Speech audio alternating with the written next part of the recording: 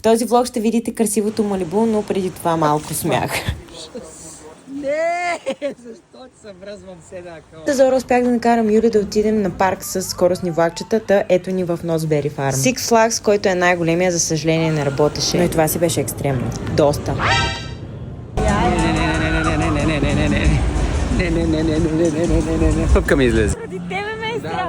Да. Какво каза? Ами яка да снимка.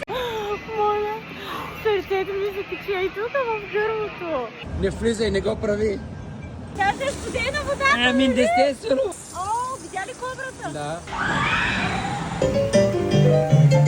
В края на деня Юли ме заведе да видя Малибу за първи път.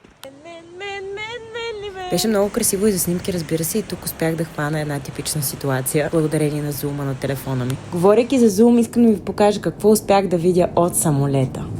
Гранд Каньон, приятели.